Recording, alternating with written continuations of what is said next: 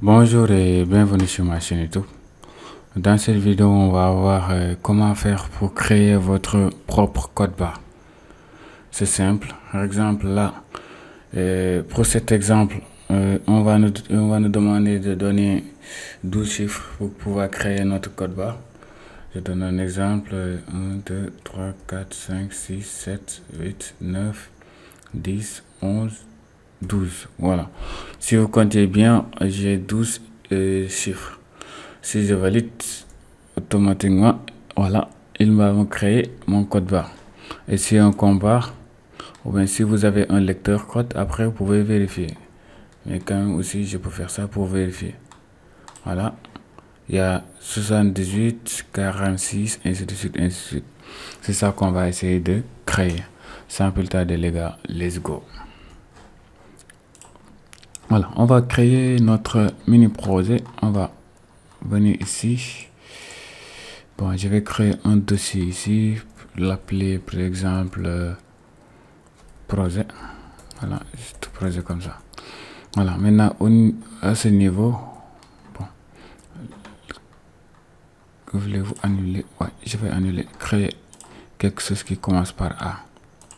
Voilà, apprendre par exemple, pour que ça soit juste en haut. Voilà, apprendre. Voilà, on est bien. Je ferme mes autres projets. Voilà, maintenant ici, je vais créer un qui va s'appeler code barre. Code barre.py. Voilà, il y a des prérequis à installer. Il y a des prérequis à installer. Soit vous l'installez ici, soit vous cherchez CMD, vous l'ouvrez en tant qu'administrateur. Vous l'ouvrez en tant qu'administrateur et vous tapez là les commandes que je vais vous donner. Voilà. Mais moi, je préfère, vu que j'utilise Visual Studio Code, de le mettre directement ici. Voilà. Moi, je vais faire, par exemple, le premier outil à installer, c'est celui qui va nous permettre de générer les codes barres. Il s'appelle Python Code Bar. Python-bar code. Voilà. Moi, je l'ai déjà installé. Normalement, voilà, il est là. Et deuxième outil à installer, c'est l'outil qui va nous permettre de générer l'image. Il s'appelle Pillow. Pour l'installer, vous allez faire pip install. Voilà, pip install Pillow. Voilà, le P en majuscule. Voilà, le P sera en majuscule, le reste en minuscule. Je valide. Voilà, une fois les deux là installés, on va importer ces deux labels parce que c'est ça qui va nous permettre de faire le travail qu'on a besoin. Maintenant, on va importer from bar import, from barcode import. On va importer quoi? On va importer le A. Voilà, le EAN13. Voilà, on va l'importer. Ensuite, on va importer l'outil qui va nous permettre d'écrire au niveau de notre image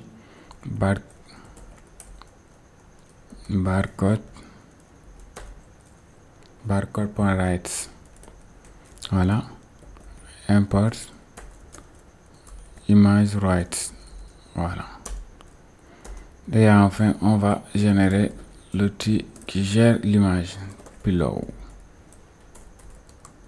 Voilà, import image. Voilà, maintenant on est bien. Maintenant, qu'est-ce qu'on va faire? On va créer notre classe. On va l'appeler classe, par exemple zen. Voilà, maintenant objet. Ensuite, bon, on peut le fermer directement avant de faire quoi que ça. Maintenant, if iname est égal à main. Voilà, là, après je vais faire ça. Après on va revenir sur ce point là. Voilà, maintenant let's go. Là, on va initialiser. Voilà, bon, excusez-moi, voilà, self digits. Ensuite, on va déclarer une variable qui s'appelle, on va l'appeler code barre par exemple. Voilà, vous pouvez prendre n'importe quel nom. Maintenant, on va, code barre sera un générateur. On va donner le générateur, par exemple, une autre variable qui va mapper notre argument. Par exemple, générateur code. On va mapper notre générateur. Voilà. Ensuite, on va déclarer après notre deuxième fonction.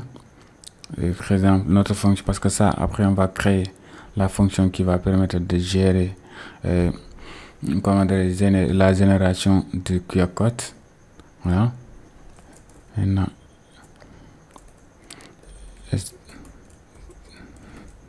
voilà. Maintenant, la fonction, on va l'appeler la génère code, c'est le même nom. Voilà. Maintenant, il va prendre comme argument toujours 17. Voilà. Maintenant, qu'est-ce qu'on va... Bon, il y a une chose que j'ai oublié d'importer. From import io. Voilà. Sinon, on va pas pouvoir déclarer notre chemin là. io point by io. Voilà. Ensuite,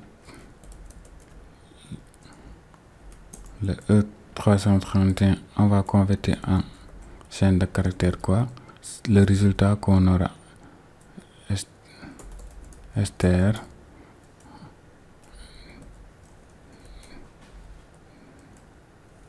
Voilà, str de 18. Maintenant, on va écrire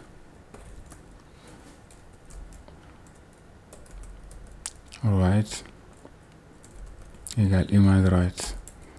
Voilà.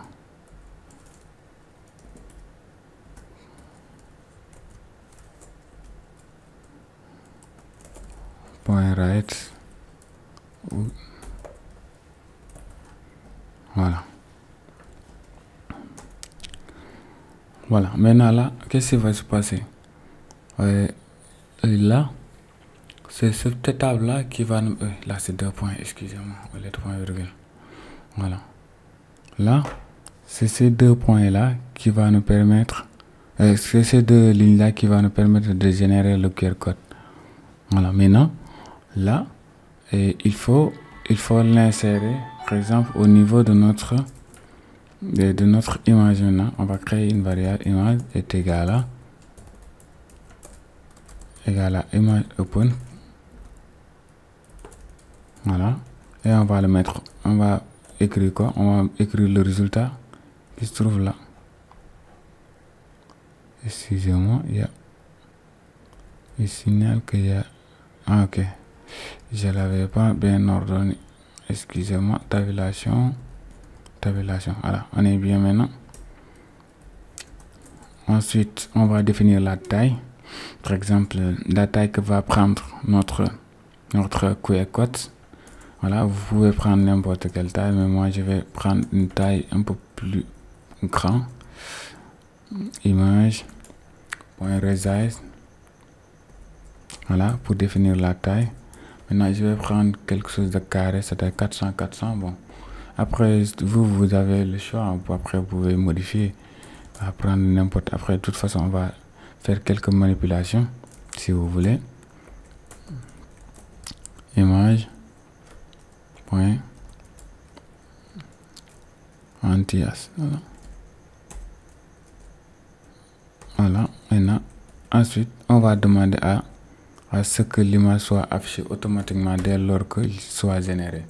Voilà, dès que vous générez ça, il va l'afficher automatiquement. Voilà, c'est ça qu'on vient de déclarer ici à ce niveau.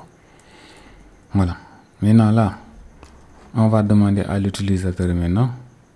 On va demander à l'utilisateur de saisir par exemple des noms. Bon, et là déjà,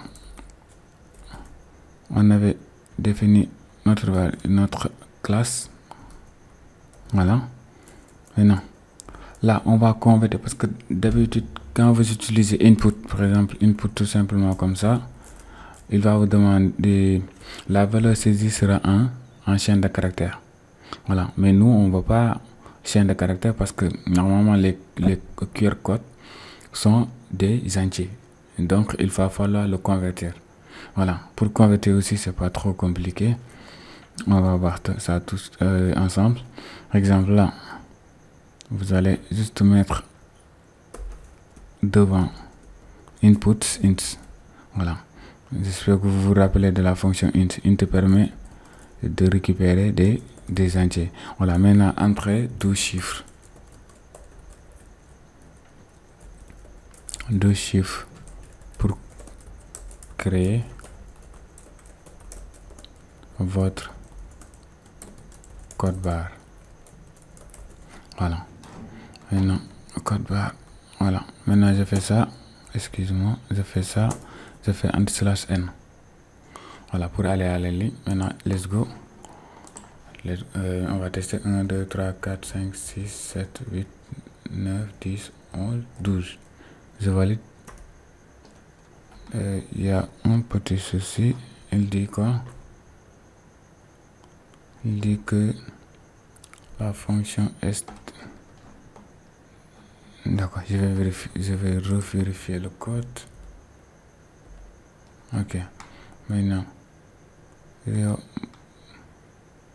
ID. Ok. Il y a notre trace. Esther. Design. Right. Ok, right. Est égal à image right. Point right. Ah. J'ai oublié de fermer cette parenthèse ici. C'est ici que je devrais le fermer, pas ici. Excusez-moi. Voilà, c'était ça le problème. Let's go les gars. Comme d'habitude, 1, 2, 3, 4, 5, 6, 7, 8, 9, 10, 11 et 12. Voilà. C'est bon. Ça a fonctionné. On va diminuer la taille. Bon. Et les gars, il faut noter en programmation, personne n'est aussi doué de ne pas faire des erreurs. C'est pourquoi dans cette vidéo même, je ne vais pas essayer de camoufler cette erreur-là que j'ai commis. Juste pour vous dire qu'un programmeur, c'est pas parce qu'il trouve toujours. C'est pas ça un bon programme. Un bon programme, c'est celui qui trouve des problèmes et qui est capable de lire le code pour trouver là où se trouve le problème. Voilà, tant que vous ne pouvez pas faire ça, sachez que vous n'êtes pas encore un bon programmeur. En tout cas, c'est ça, c'est primordial parce que des fois, vous pouvez trouver des codes de 2000 ou 3000 lignes. Là, si vous n'êtes pas capable d'interpréter les erreurs, carrément, les gars, vous allez galérer. Voilà, c'est pourquoi essayez d'avoir cette habitude. Quand vous avez des erreurs, essayez de lire le code. Essayez de voir là où se trouve le problème. Voilà, c'est comme ça qu'on devient un bon programmeur. En tout cas, c'est un conseil que je vous donne. Voilà, c'est sûr et certain, celui qui fera ça, qui fera en sorte de trouver des erreurs et de pouvoir les résoudre tout seul. Ça, c'est que c'est un bon programme. Là, je vais diminuer la taille. Voilà, et attendez, 2, 3, 4, 5, 6, 7, 8, 9, 10, 11, 12. Voilà, la taille est encore plus petite. Voilà. C'est comme ça qu'on a fait pour créer nos code barres. Voilà, comme je l'ai dit les gars, essayez de vraiment développer, essayez de vraiment créer quelque chose pour vous.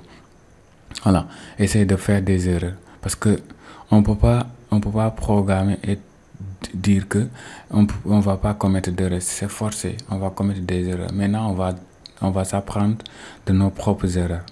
Voilà, en tout cas, c'est ce conseil-là que j'avais à vous donner aujourd'hui et c'est cette vidéo-là que je tenais à vous présenter. Mais c'est la fin de la vidéo. Si la vidéo vous a plu, n'hésitez pas à liker, à s'abonner et à partager. Merci les gars.